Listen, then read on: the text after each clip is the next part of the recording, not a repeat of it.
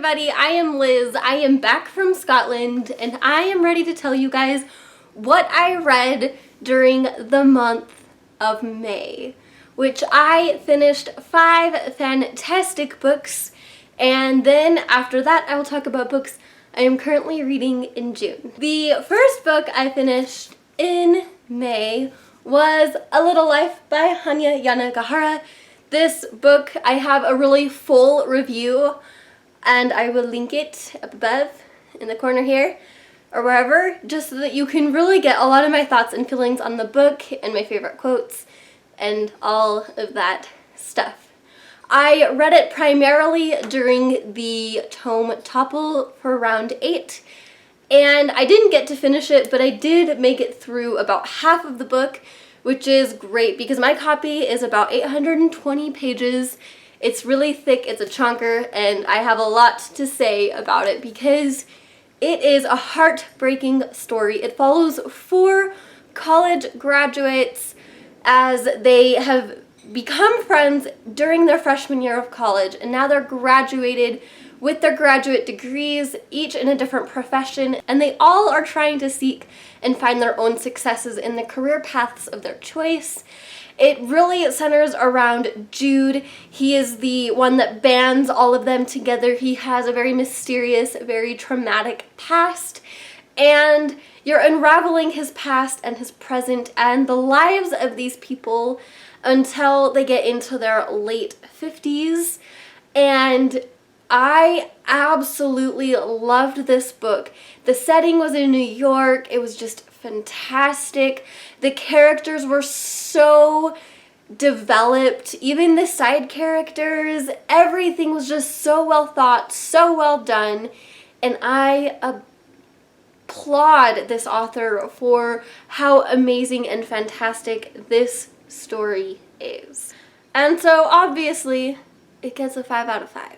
Next, I finished Sadie by Courtney Summers. This has been raved about by a lot of booktubers, bookstagrammers. It's been everywhere in the community, and for good reason. It is a really crazy, fantastic mystery, suspense, crime novel where our main character Sadie goes missing because she knows who killed her 13-year-old sister, brutally murdered her, and she is going to go and seek revenge. Now, a few months have passed and a radio talk show podcast host gets this story thrown into his lap, and he investigates it and tries not only to find Sadie, but just unravel the story of these 2 sisters and who possibly could have murdered Maddie, which is Sadie's sister, as this case has virtually gone cold as there's no new leads. It was phenomenal. I love this story. I love the setting as it takes place in so many different Colorado cities, and just the many voices and characters are all really fleshed out. I do have to preface this with saying I read this while listening to the audiobook. The audiobook is fantastic. It has a different voice for each character. It really immerses you into the story. And I wouldn't have enjoyed this book nearly as much without listening along to the audiobook because it really brings the podcast to life. And so that is the only reason why instead of a 5-star read, I am giving this a 4.5 out of 5 stars. And that is because if you solely read this story, it is a different experience than if you had listened to the audiobook with it or listened to the audiobook solely.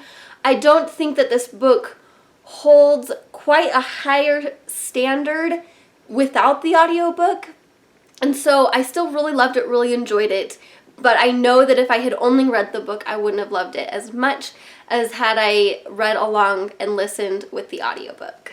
Next, I finally finished Our Dark Duet by Victoria Schwab. This is her YA monster fantasy novel, and it's the last of this duology for the Monsters of Verity series.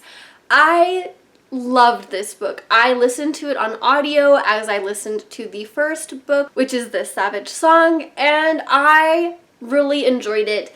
I really enjoyed the conclusion. It felt very fitting, very complete, and it was just such a great tale of how monsters and humans are trying to kind of defeat the greater monsters and bring peace to the city of Verity. There's a new bad guy, and it was just fantastic. I really, really enjoyed this story, and I would definitely give it a 4 out of 5.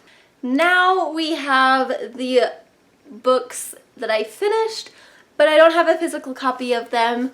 The next one, which is book 4 in the books I finished this month, which is A Storyteller by Tracy Chee.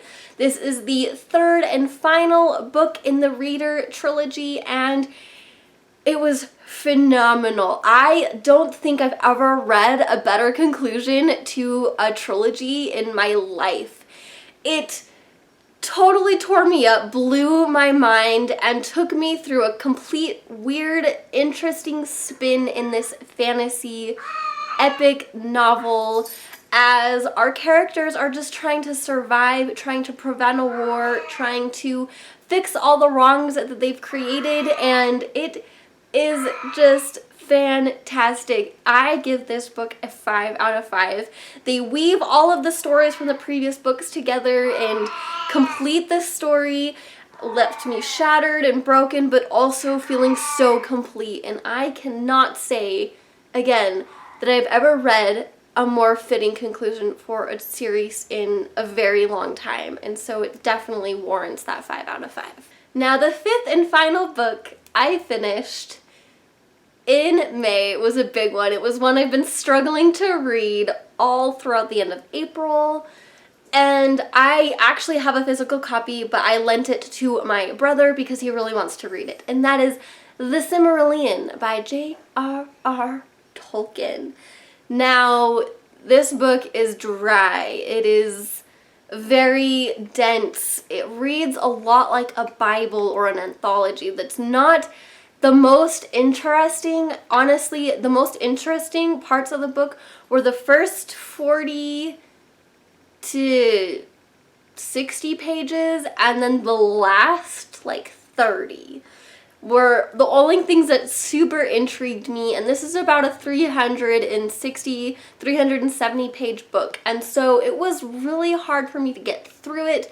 I definitely think I learned a lot and really gained a lot of background into Middle-earth and this entire crazy epic fantasy series that J.R.R. Tolkien created. And so I am very glad and very happy that I finished it and everything like that, because now I can dive into The Lord of the Rings, which has been a goal of mine this year, is to read The Lord of the Rings. And so I'm very happy that I read it, even though it was very dry and dull and difficult to get through. And so I'm not giving it a formal rating just because I don't know exactly what to rate it. I just know that I'm glad I read it, and I am so happy to start reading The Lord of the Rings, which actually happens to be one of the books I am currently reading for June. So we will hop, skip, and jump straight into the books I am currently reading for the start of June,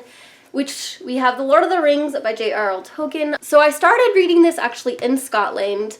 I only got a couple pages through because I read the entire introduction first, which talks about all the different editions and the rewritings and the reworkings of The Lord of the Rings. And so I didn't actually dive into more of the story until the plane ride home.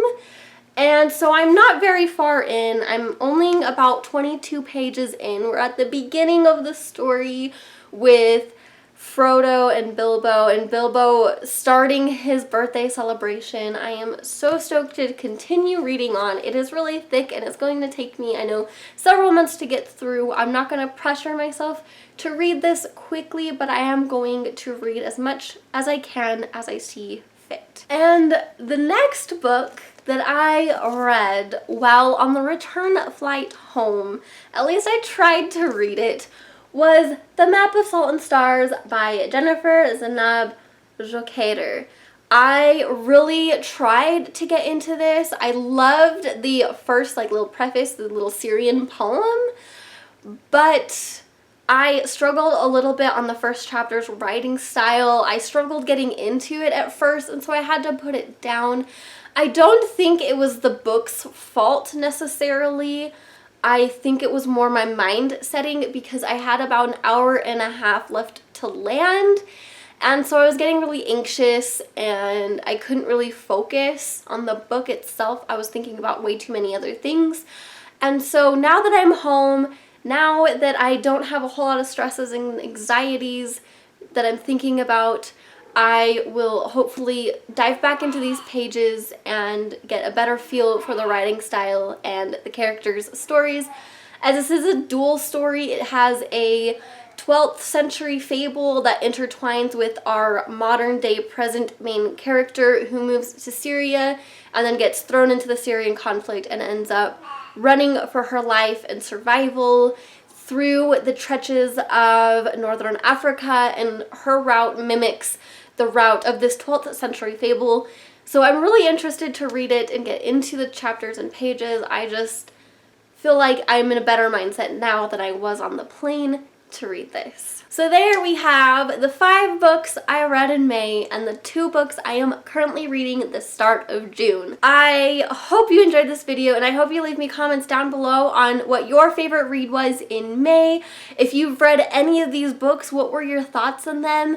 I would love to hear them all in the comments down below. Let's start up a conversation, and as always, I hope you enjoyed watching, and I hope you stick with me on my channel through my reading discovery. And as I went to Scotland, look out for my Scotland vlog. It will be posted as soon as I get to editing the immense amount of data, videos, pictures that I captured. It's a lot, guys. I am so excited to share with you my journeys, and I hope you stick with me on my channel. I post every Tuesday and Friday, and I love your comments, your interactions, your watches, your likes, and all of that jazz. I appreciate your support and your friendship so much. I love you guys. And until next time, goodbye.